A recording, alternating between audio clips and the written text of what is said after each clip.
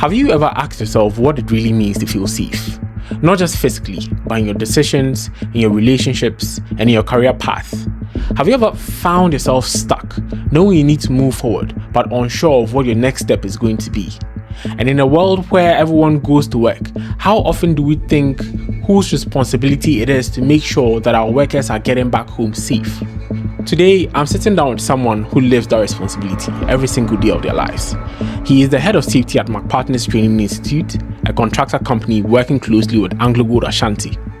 But beyond the title, beyond the job description, he's someone who understands what it really means to lead, to build trust in high-risk environments, and to navigate delicate balance between authority and human connections. In this conversation, we go beyond safety protocols. We talk about life, about being stuck and finding ways out, about switching paths when things no longer align, about managing relationships when you are the one in charge, and about the unseen weight of responsibility that comes with leadership. This is not just a conversation about safety. It's a conversation about purpose, a conversation about people, and the choices we make that shape our lives. Welcome to the One-on-One Show. My boss. Great to have you on the show. I hope you're doing well. It was great. I'm good. You? It's been a journey getting you here. Yeah, it's been tough, but I'm glad I made it here. All right, that's great. That's great to have you. All right, so at this juncture, we're going to dive straight into the episode. Okay. For anyone watching at home, if they don't know you, never heard of you, don't know what you've done, in a few sentences, can you describe who you are and what you do? I'll say I'm a health and safety professional because my name is Haba Emmanuel, and I've been in the field for like 4+ years, and I've trained a couple of guides in the health and safety field as well, over 350 plus, guides, which is something I'm very proud of. Yeah. I see most of them working with most of the mining companies, subcontractors on the mine. Some too are doing stuff on their own, which, when I see them, I feel the joy that at least I've been able to impact some knowledge or some skill into people that are helping them to make a living for themselves and for their families. Yeah, I've been on Obuasi for a couple of years. I was born here actually. Further my education to Kumasi and to Cape Coast. I've been to Accra for some couple of weeks. And I'm back here in Obuasi working with one of the mining contractors, on the mine with AGA. I have other fields of study in business administration and management, project management, and a couple of stuff too as well. So where I'm currently working, I'm fully into health and safety though, but I'm also being used in other areas.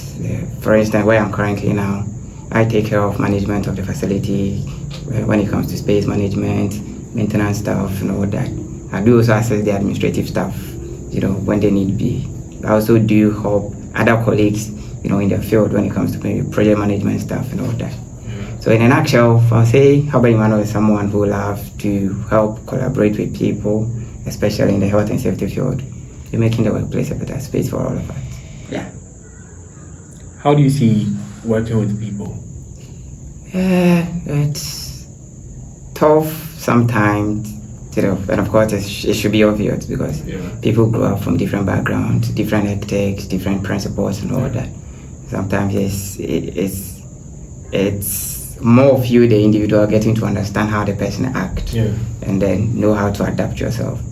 Every project or any task that is being undertaken, there is a goal. Regardless of the differences that might come across, you have to sit down, structure a path, we all consent to it, and then we move.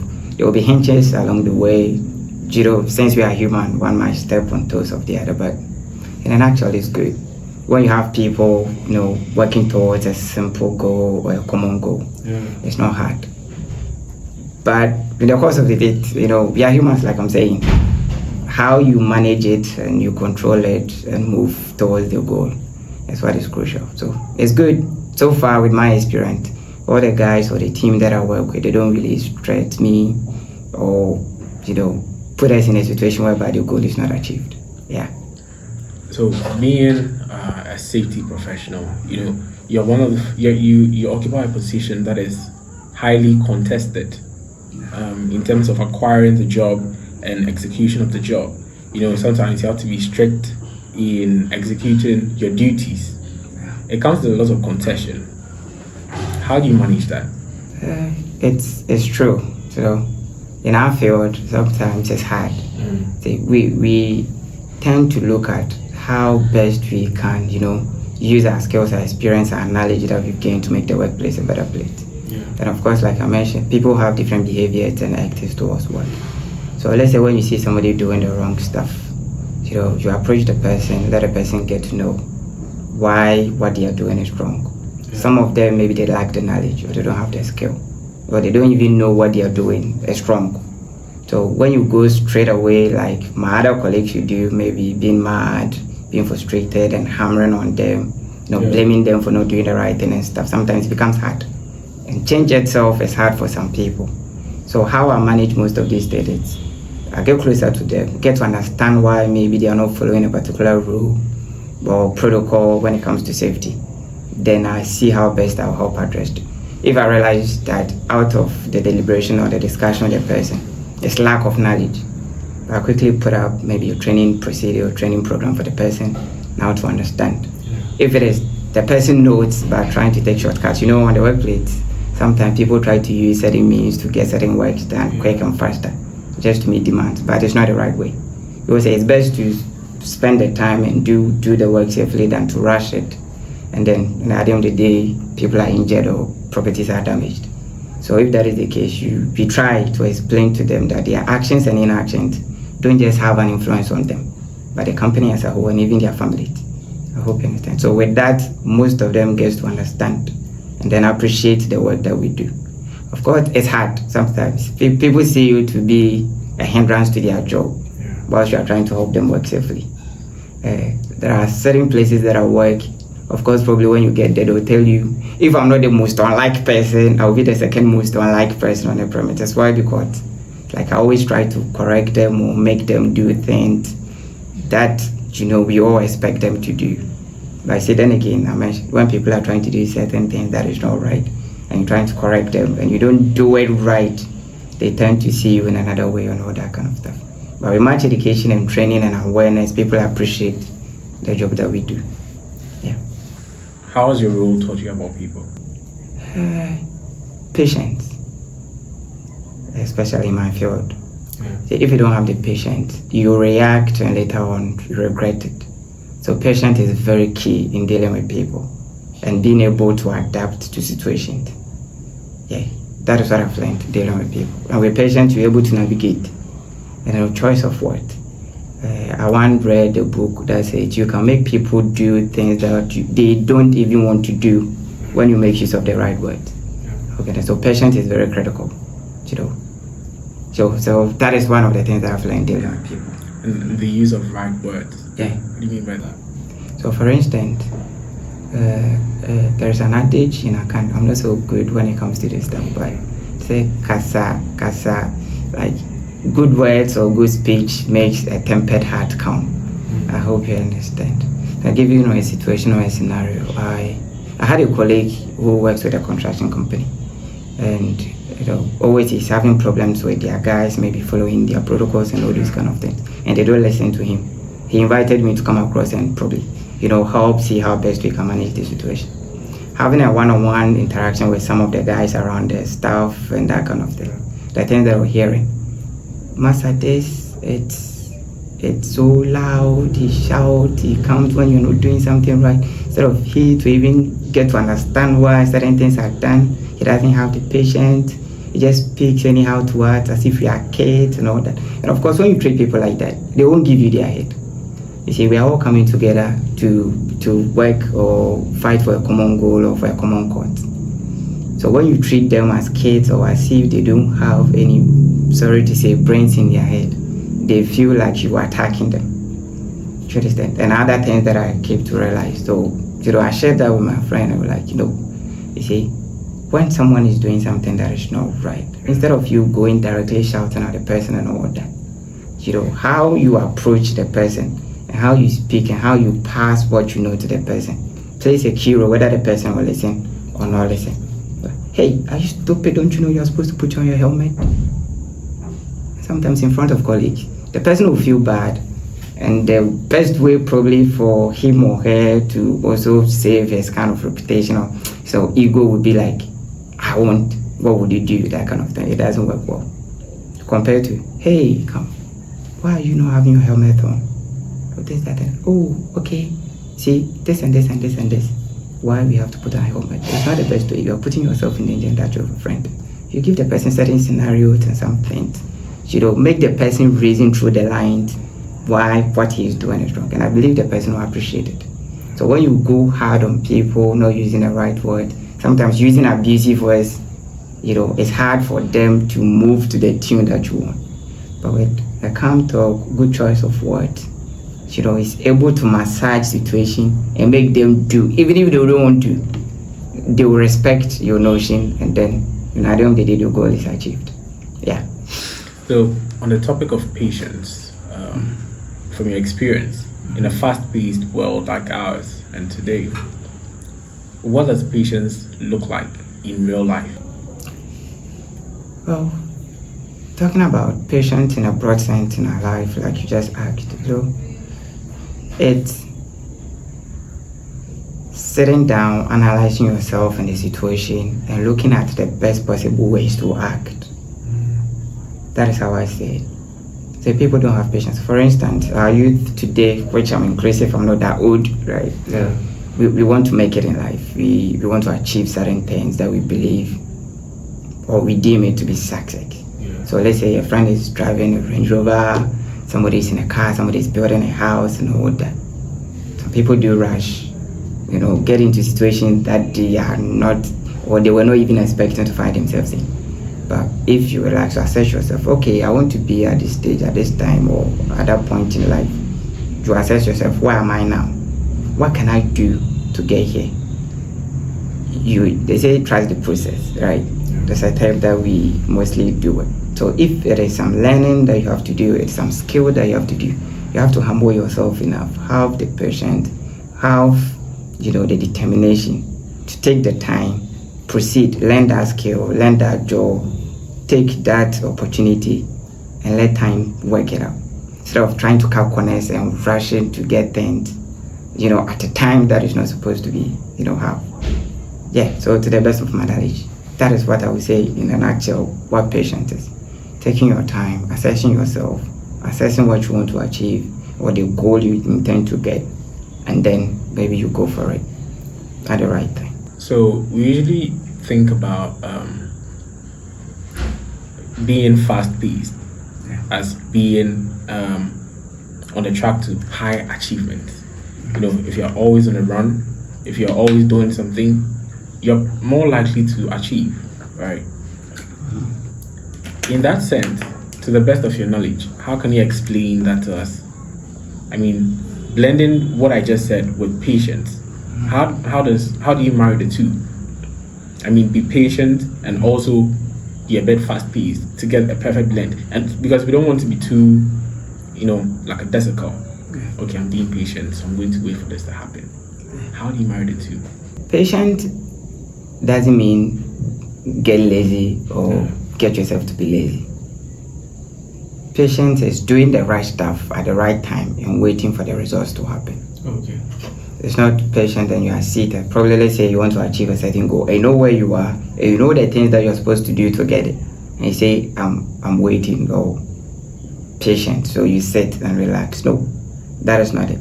Patience is you knowing the things you're supposed to do, and you assessing and finding out how best you can tread that journey, but not looking at how quick I can get by trying to jump the necessary steps that you have to go through.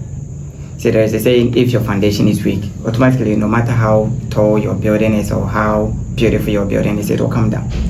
So there will be no sense in rushing through stuff. So patience and that fast pace, it is good you assessing your stuff, getting to know what you are supposed to do, and staying steadfast and determined by it, and not being lazy around. I hope you understand what I'm trying to pass across. Yet. So that's what I can say. So patience doesn't equal to being lazy. Patience means doing the right stuff, taking the right steps, and waiting for the results to come. but not rushing or overtaking certain steps just to get the result at time that is not due for you to get. That is what mostly get us into trouble. Yeah. I hope you understand. And citing this example, I was listening to a program, between some marriage couples, and these patients things came in. They were like, my husband, the type that he is, when he is mad and maybe he asked me to do something I didn't do and all this kind of thing, I talk right at the moment he's being mad, things get wet. Yeah. So what? She does it. She waits, keep quiet. Me, in her head, she's analyzing what she did right, what she didn't do right, how she's supposed to approach that thing. Yeah. She waits when they go to bed or wait early in the morning when they are getting up. Then she let her stuff out, why she did certain things or she didn't do certain things. You can see at that moment, all the anger, all those, bad feeling or energy that the husband was trying to kind of impose on her. Yeah. At that moment, it's down.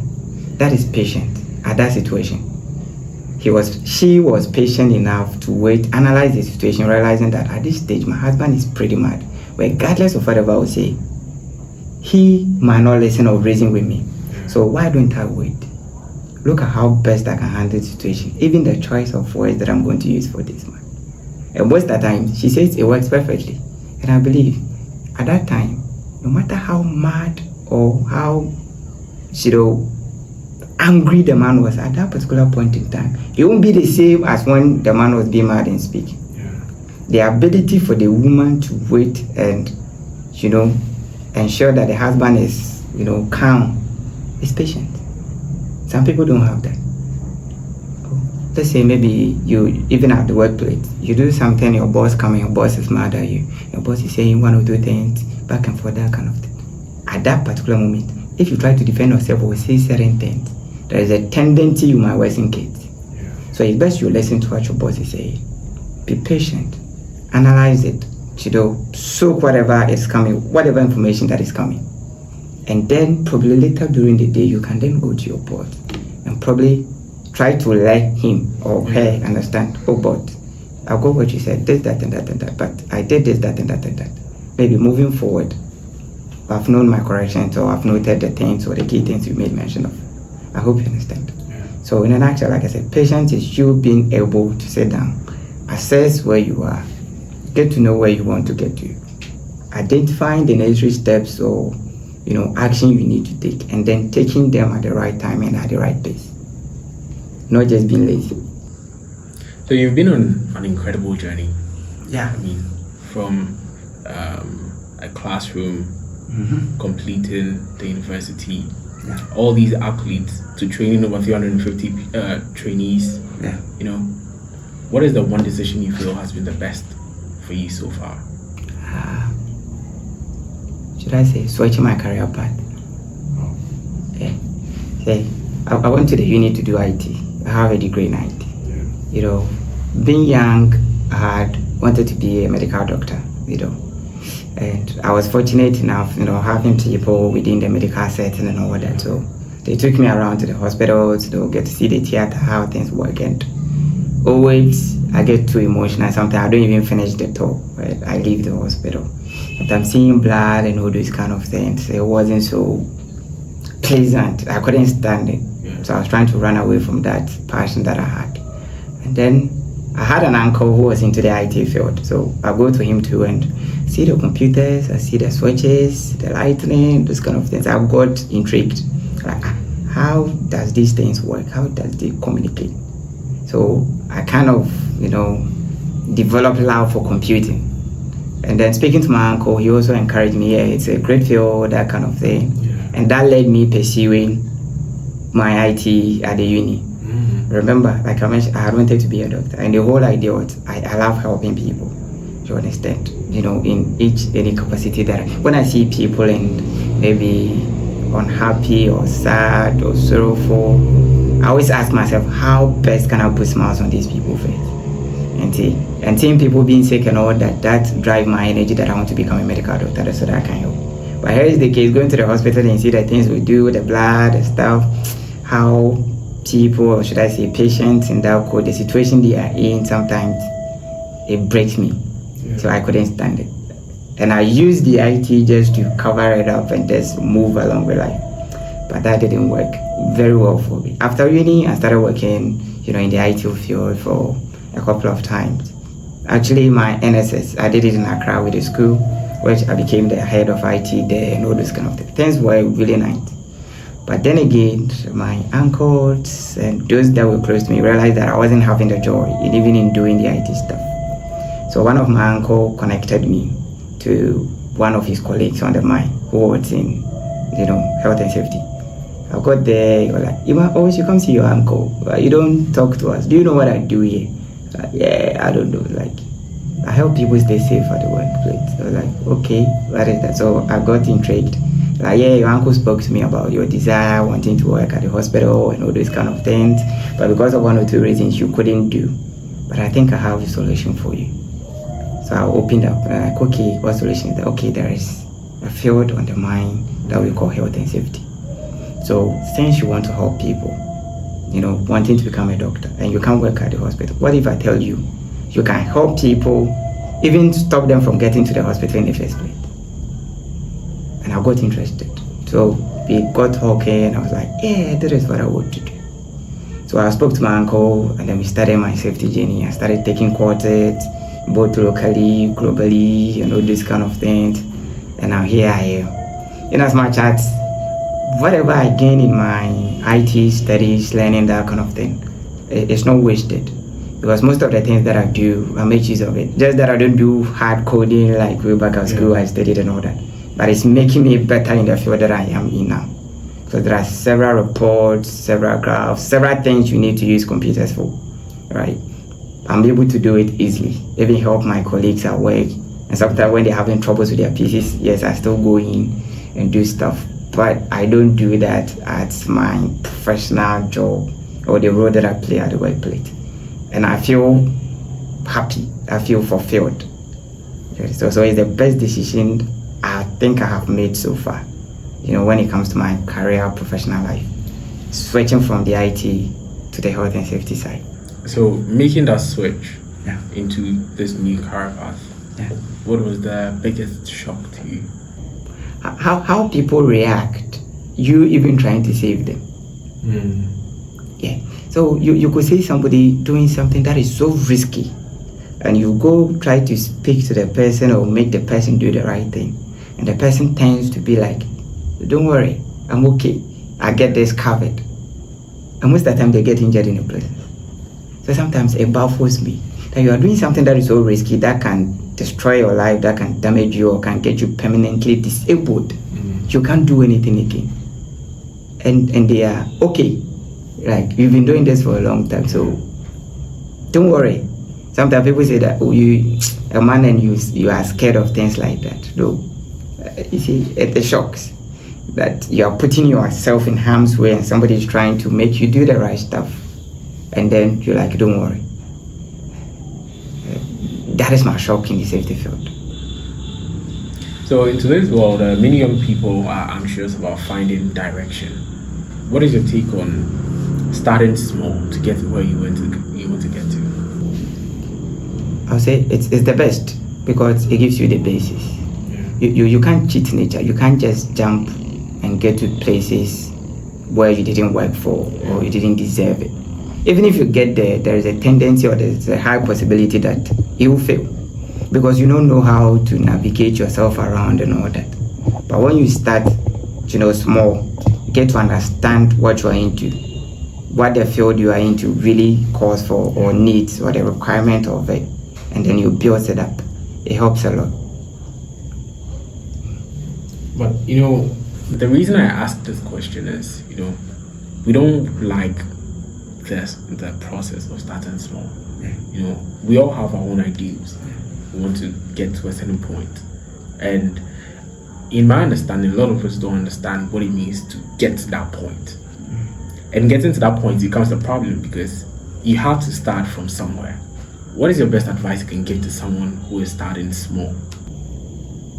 It's the best decision a person has ever made. Because let's say 1,000 miles begins with a step or something like that. I hope you understand. So if you are starting small, it's a good determination or initiative you're even taking. Taking the first step is what really even matters. I hope you understand. The moment you find your feet and you find your ground, building up on it becomes much easier than. So for instance, somebody will be like, maybe I want to start a restaurant business and all that. And the person is waiting to get some huge sums of money, get a big restaurant and start cooking. And most of the time when you speak to these big guys in the industry and all that, most of them started small. And then they build to where they are now. So it's good to trust the process.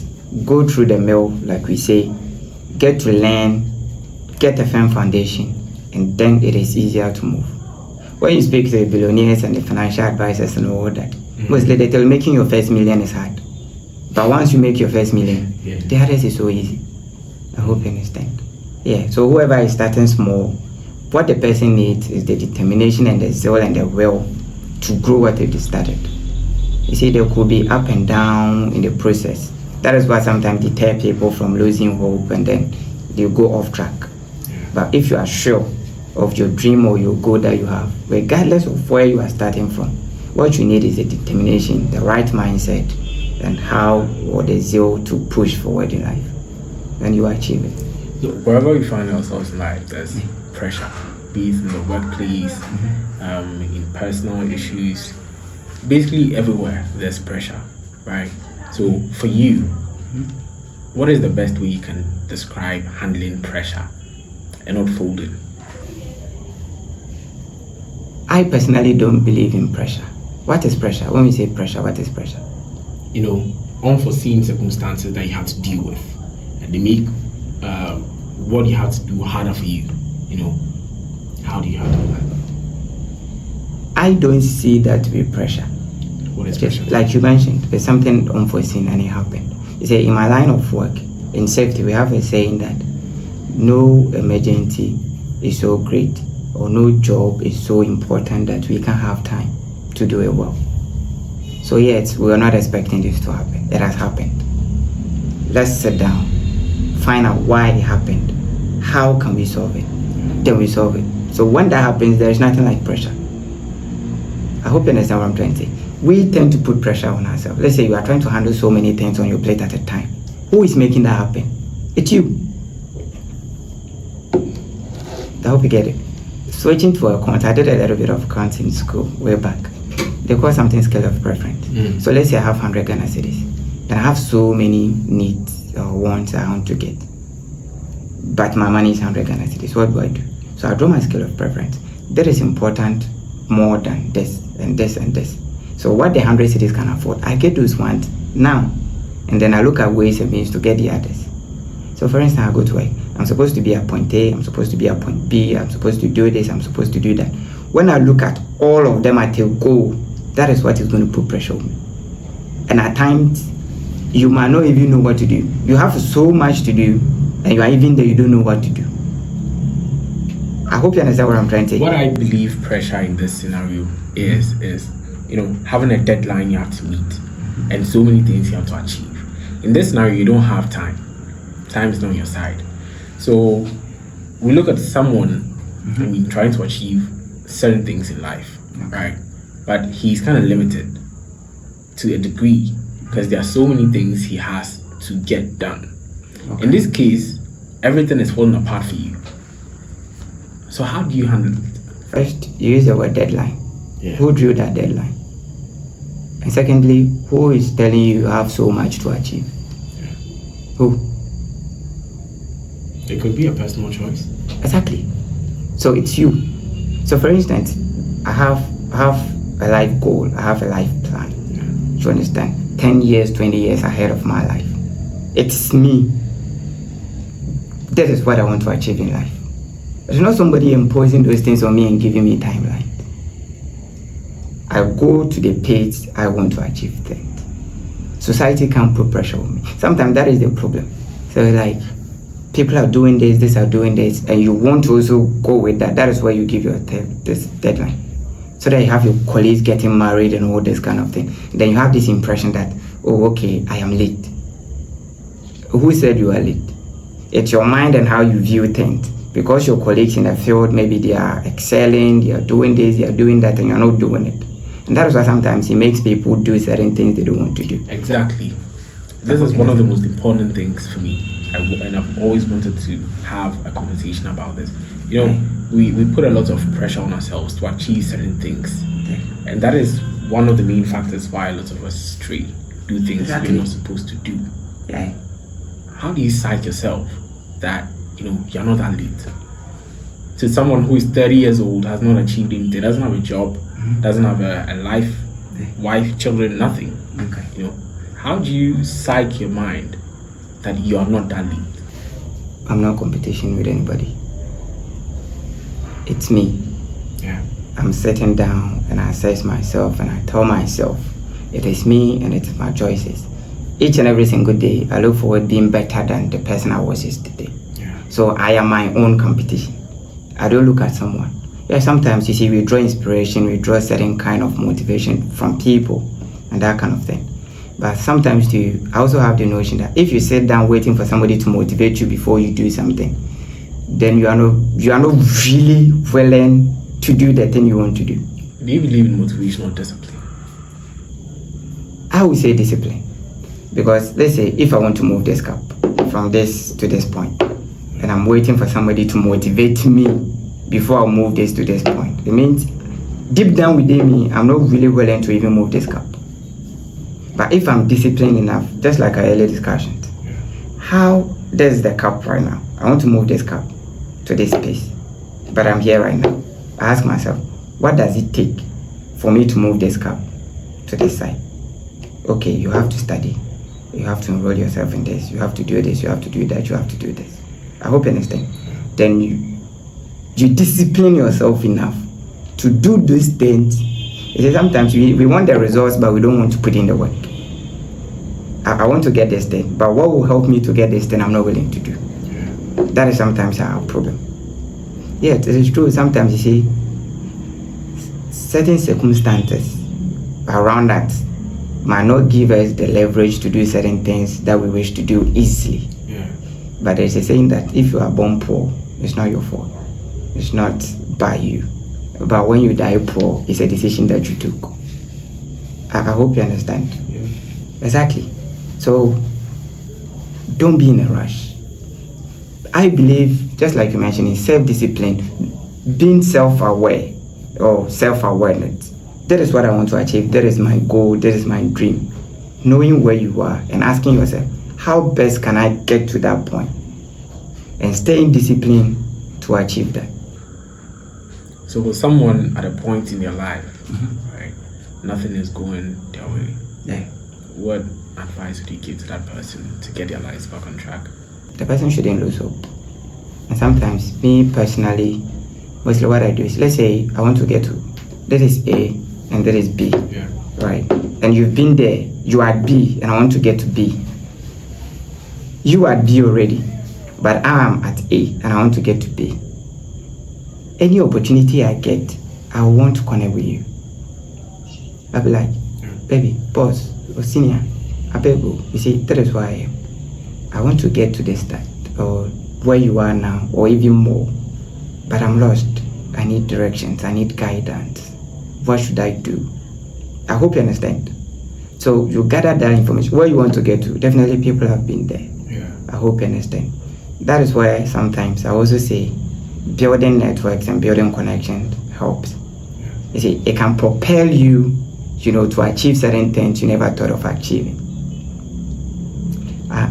And should I say an indoor and inward or an introvert kind of guy. Yeah. See, way back at school, hardly most of my school or classmates that I had, if you should speak to most of them, it's like almost I'm a ghost in a class. I don't speak, I don't talk. I go to class, do the needful, close, get back home, sleep. Yeah. That's what I do. I wasn't open enough. You understand? Until I finished uni and I realized that no, I need to connect. Because most of my class, and to say, I could sit down and be like, I'm really good than this guy. But why is this guy moving, that kind of stuff and all that kind of thing? Why? Because sometimes on our page or group page, you'll be like, hey Charlie, where you did? Say, oh, I did Accra. What did you do for Accra? I hope my PG-13 is fine, right? Yeah. I'm like, oh, Charlie, you know this girl or this boy? If your uncle will call me, say, make a come on. You see, and at the end of the day, the person gets a job or get a leverage or get some guidance to move or navigate life. But I was in the house. I don't have anybody. I have myself. I hope you understand. And sometimes, just like we talk, the determination and the discipline, it plays a key role. I don't know if I have to share this. Yeah. Should I say shocking news? Should I call it news or whatever? One surprising thing that happened. You see, whilst I was in school, I was going for internships and stuff at a company, back and forth, that kind of thing. And I was really disciplined. Like, come to work at 6. I get there before 6. Close at this time, 3. Sometimes I stay in, try to ask those that I report to. Oh, boss, is there anything else I can do or this kind of thing? Sometimes me, myself, I could realize what they're asking me to do. They've done it even already. But because I'm asking them that if there is anything, they tend to give me more responsibilities in a way to coach me and guide me as to how I can also do those better. Yeah. That's what I was doing. You speak well, you connect well, you are disciplined, you know how you handle yourself at the workplace and all that. It helps really a lot. And I could say my first job that I landed, I would say it wasn't really stressful. Why? Because somebody was watching from afar and the person just recommended me. I went there and I had a job. And then again, forming networks and pushing yourself, being determined to achieve something. I lost my dad when I was in senior high, first year. I lost the dream of probably even forwarding to my tertiary institution. But how determined I was and how I was trying to help myself, and my siblings. I have 2-3 siblings. Somebody said in somewhere so I was like, no, Ima, I won't let you go through this. I am going to fund your tertiary institution. Yeah. Just like that. I knew the person, no word. Just called. I want to sponsor your tertiary education. And I wasn't the only person in that space. I hope you understand. But why did the person choose me? It's because the person saw that this guy probably is determined and he needs help. That's why he came to help. Imagining maybe you see someone who is kind of deviant to say, will you want to probably invest your money in that person? Yeah. I hope you get it. Yeah. So in a nutshell, if you are starting small or you feel like you're under pressure or you are not finding your way around, like I always say, self-awareness is key. Get to know where you are. Analyze yourself. Find out where you want to get to. If there are people within your circle or even outside your circle that you believe you can connect with, that it can help you with certain rich kind of experience or what they've learned so far in that journey or in that process, you tap into those knowledge. Yeah. I hope you understand. And then you make use of it. And then you hope you and you succeed. So speaking about networking, right? What do most people misunderstand about what it is and why they should aggressively pursue networks? I don't know what you mean by aggressive pursuing, but however, networking to me in simple terms is connecting with people. And like I mentioned, should I say I'm a close type? Yeah. My circle is very small. Now, just like I mentioned, way back my schooling days and all that, I wasn't really opening up or connecting with people. But now I do. But I don't just also connect with people. I don't go haywire, like trying to anybody that I see I want to connect to. No. That is what I mean by aggressive connection. You get it? No. That's what I say. Sometimes if you want to know how to fly a plane, right? Will you go and look for maybe a driver or somebody who is a cyclist to help you? Will you do that? No. Why? He's not equipped. Exactly. Because where you want to get to, the person really doesn't have that. So I have something that I call forming rich networks. Not just forming networks, but forming a network that is crucial to your development. Forming a network that will impact on your goals and your life and your aspirations. So let's say I want to go into banking and all this kind of thing. I'll go to banking seminars, workshops and stuff, lesson and that kind of thing. I hope you get it. And then maybe those that comes around. you get to meet people, then you connect, then you keep it professional. You don't sorry to say if it's the right word to use, harass people or in the name of forming network. Just imagine a boss of mine, we went for a program somewhere, and we exchanged contact with other people and all that. And somebody calling us at 11:30 p.m. just to say, boss, hi, how are you? I'm just checking up. Why will you do that? I hope you understand. So you should know when and when, to negotiate or speak or, grow your network. You don't have to be too aggressive or look desperate. I hope you understand what I'm trying to say. I get it. In my last interview, my guest and I were talking about, making meaningful connections and making networks that are parasitic. That people can tell from afar the network you're trying to make with them, and they can decipher whether it's a genuine connection you're trying to build or you're just trying to latch on them for something you want. Exactly. Do you understand? And sometimes you see when you form networks and all those kind of things, that's like you have to really assess and know, why are you building these networks? Why are you forming this network? So, for instance, you form a network with somebody or in a field that you want to be into, but you yourself, you are not even building yourself up for the person to help you. So listen, now the person called you. Okay, hey, you know what? Let me have your CV. Let me see if I can help you. You don't even have anything that qualifies you for the person to help you. I hope you understand what I'm trying to say. So you form the networks, and I agree with whatever you just said with your previous interviewer or the person you had on the show. You form quality networks, and you build it professionally. I hope you understand. And whilst you are building the networks and all that, make sure you put yourself in a position where your network guys can easily help you. Okay. So then give us a blueprint on how you can build meaningful professional networks.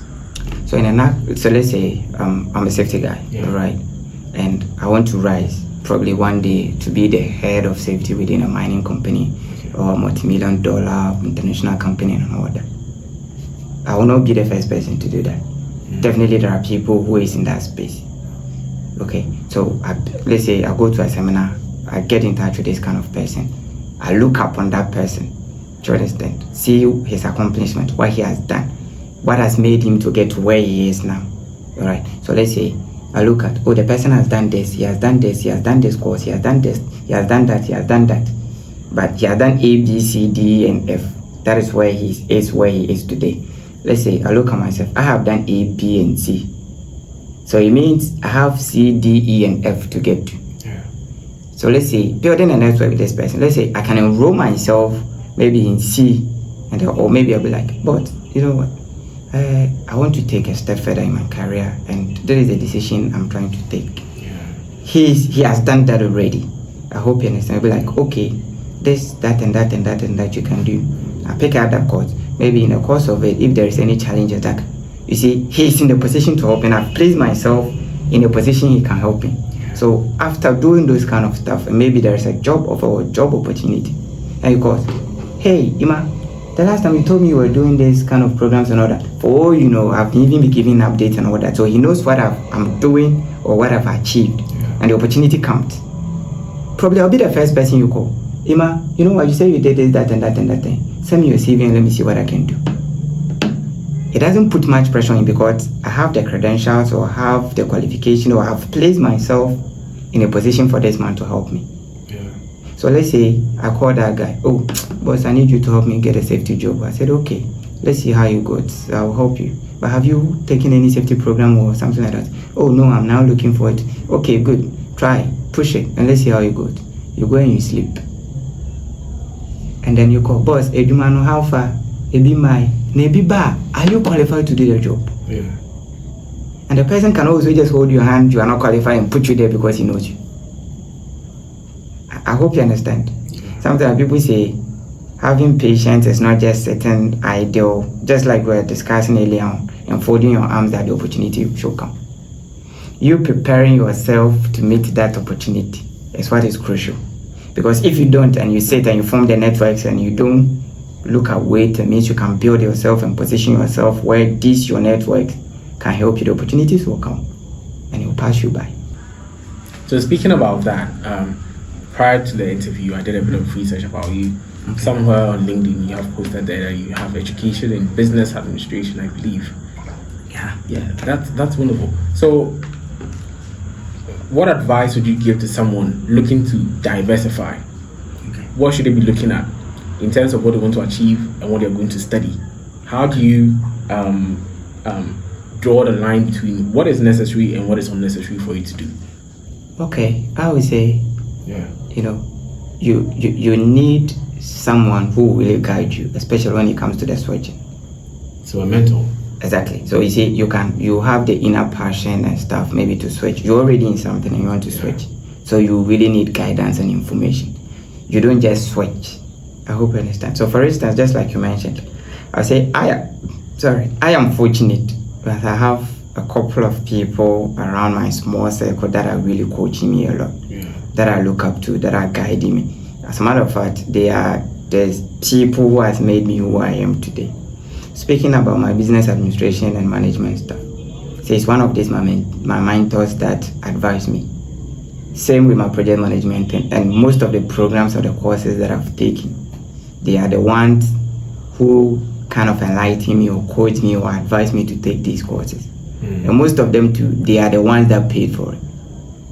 You see that thing?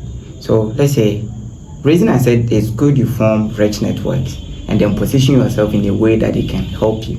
And you've been disciplined and diligent enough, to pursue or fight for what you want to achieve. The determination and the zeal have to be there. Talking about my business administration and stuff, I was there one afternoon in the office and one of my mentor, who is also my boss, came. We were having a conversation. I was like, Ima, you know what? It would be good if you should take this course. My mind wasn't even there, but he saw a potential in me that I would do good in these areas too as well. So he advised me I should take it, and he's ready to take up the course in order. So I was like, okay, and I did. And just like I mentioned, yes, I'm in the health and safety professional.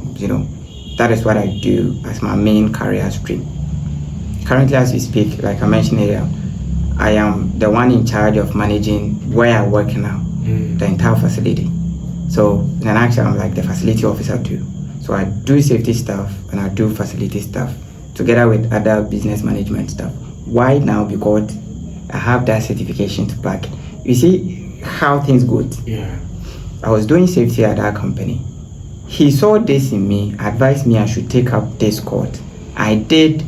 Few months down the lane, the company was looking for somebody to be the facility manager in that place. They're like, Ima can do this. I hope you understand. Yeah. And I did it. I got the role, but of course I'm excelling in it. And sometimes it's the determination. Like I said, maybe I am fortunate to have people who are coaching me enough. I go in, or I went in there to do safety stuff. Yeah. Currently, I am handling other stuff that are not even solely on safety. Why? Because just like you said, you look up on my LinkedIn, you can see I've done a couple of programs. Yeah. Do you understand? So now not just a couple, a lot. You get it. Yeah. So most of the ones that I've done was as a result of the networks that I formed and their advice and their encouragement and their support. So they've been very, very influential. I hope you understand. Yeah. Sometimes people form networks and it leads them astray. You see them ending up maybe drinking, humanizing, doing fraud stuff, and doing all this kind of thing. At the end of the day, their life, is down the drain. For all you know, it is not something they were looking for.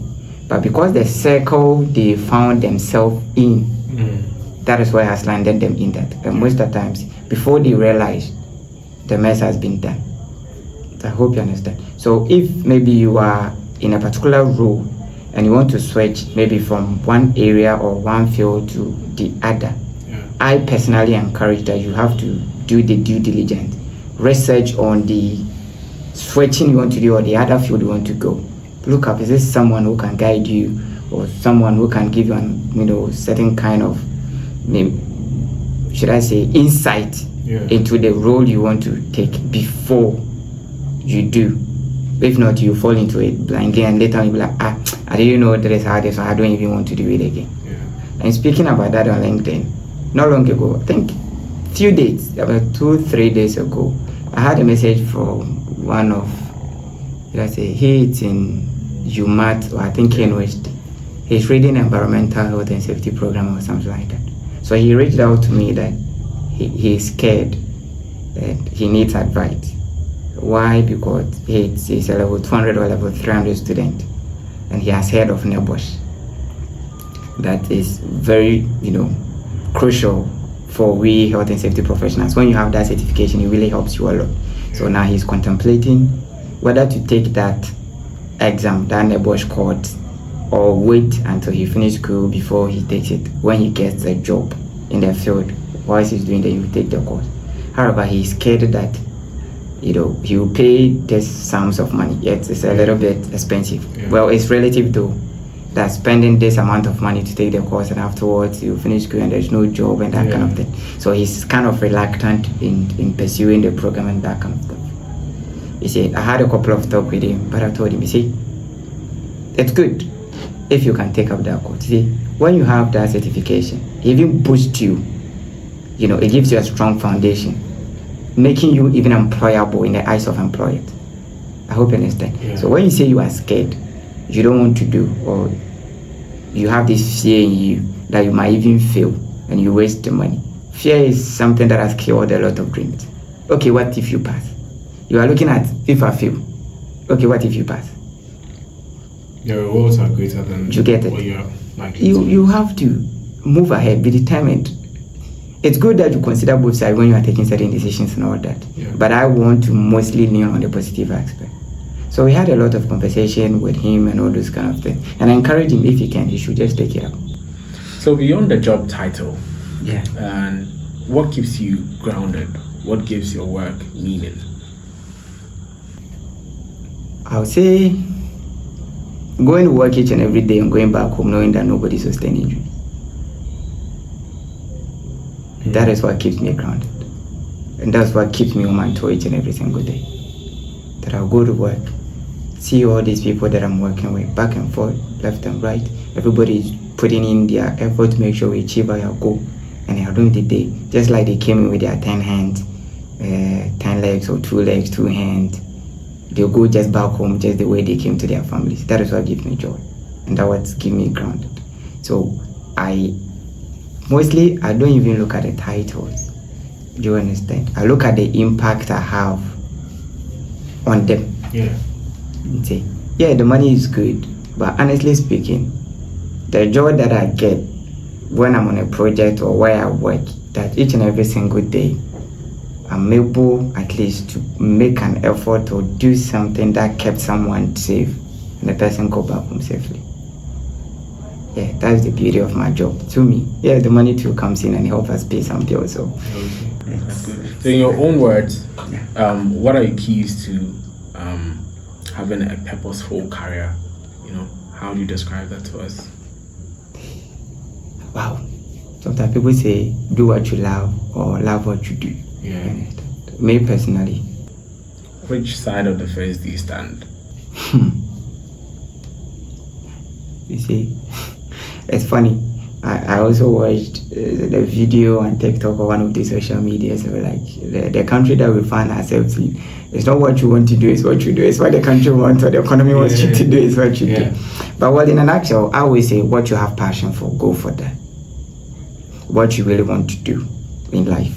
Yeah. That is what you should, be diligent enough and pursue that. Because then again, giving a scenario, one guy came to where I work, to take up a certain training program. This guy is a graduate in agricultural engineering also. When he came to speaking with him, we were like, Charlie, so you did agric in school and that kind of stuff. And from the conversation, we were like, I didn't want to do. It was my dad. Yeah. Who forced me that I should do this course? If not, he's not going to pay my fees and all that. I was like, so how come now that he has brought you here to learn? The guy said he wants to learn this auto mechanics, automotive, that kind of thing. That is why he's passionate. But the dad forced him to do agric in school. He finished school and he was just at home without doing anything.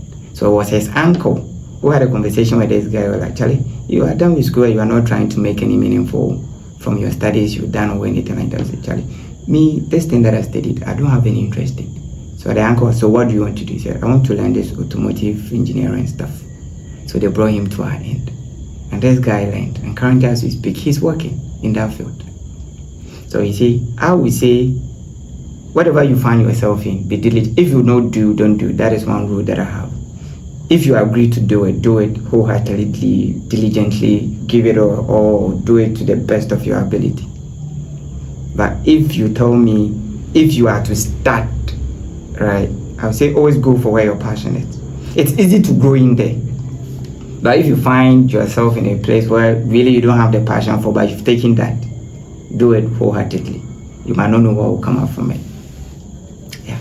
So finally, if you're sitting across a young person who is struggling to find clarity in their life right now, what would you give to them to find their next steps and how to navigate through that? Again, sit down, assess yourself. What do you want in life? What do you want to achieve in life? When you're able to put that out, you can get help. Just like you are sick and you go to the hospital, the doctor cannot just get up and give you drugs. Definitely you go to the consulting room. You tell, what is wrong with you? My here, my there. And based on the information you give the person or the doctor, he will now do it then and say, okay, take this drug or take that drug. If you as an individual, you don't know your life goals, you don't know what you want to achieve, how will you even find the right people to help you? So if you are struggling or you are stranded, you don't know what to do as a young person coming up, just like I am, I'm still growing. I'm not that grown, right? I would say sit down, assess yourself, ask yourself, what do I want to achieve? What will give me a purposeful life, or what will make me fulfilled in life? When you're able to jot those things down, and I like reading a lot, and I like writing through a lot. So write them down. I hope you understand. And then take it a step at a time. Just like we are talking initially. Don't just jump the steps. When that happens, you might break your leg along the way. Go through the mill. Know what you want to achieve. Know where you are. Know the gap. Somebody say you do the gap analysis. Then you find who can help you. Where can you find help? And then when you get the help, you stay diligent enough not to move off track. And then with that, progress will come. And as time goes on, you see yourself at the plate, and then you look back and be like, wow, is this me? I hope you understand. It all takes determination and perseverance and knowing what you want and going for it. Do you believe in faith?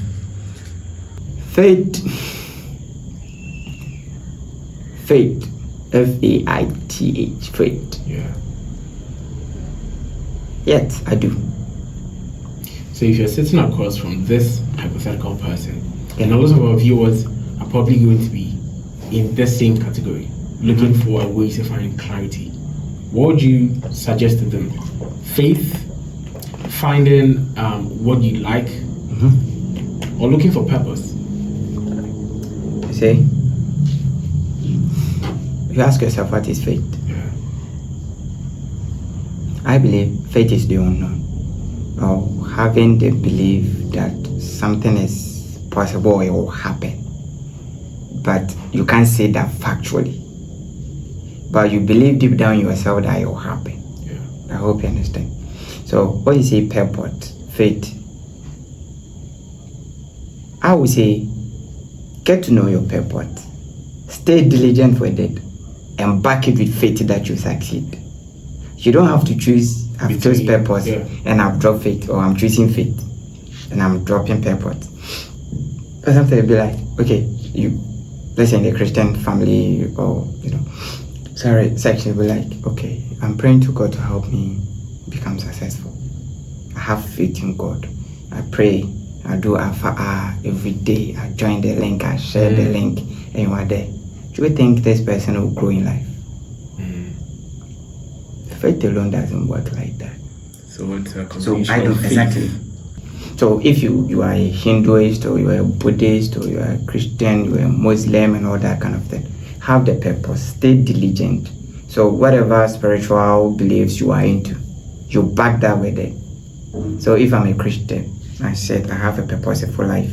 I'm channeling all my effort in it. Me being a Christian, when I go down on my knees, I pray to God. That is what I'm doing. That is what gives me fulfillment. Give me the strength and the power and help me succeed. So when I step out from my house and I'm going out, I know that I have faith that the supreme being that I believe in him is guiding me all through my step to achieve this purpose or this goal that I've set. Great. So I won't choose. They work hand in hand. I hope you understand. Yeah. Sometimes people lose faith along the way and then they drop. Oh, I don't know why what can I say? I'm pick it. Yeah. I hope you understand. But when I don't know how to put it. I believe in God and I have faith in God, but I know God created the universe. But me personally, I believe God will not do for you what you can do for yourself. I hope you understand. Yeah. So I believe that there are certain things I have to do for God to bless me with. So certain actions or certain things that I know I have to do to make me progress in life. I don't sit and fold my arms or go to church and say, God bless me, God this, I'm praying 24/7, going to church and all that. No. I am more of do the work, do the needful. Yeah. And then go to God to water it. Great. Yeah, that is how I see it. Great. Mr. Emmanuel Haba, thank you very much for coming on the show. Thank you too. It's been a wonderful conversation we've had with you. I hope that my viewers have learned a lot, and we'll try to have you on another time to share more insight to this. Unfortunately, our time is almost up, and we have to get wrapping up. Thank you very much for trying to make it. That is nice. Thank you for having me too. That's great. Thank you very much. Thank you so much. So with that, we'll end the video here. We'll see you guys in the next one.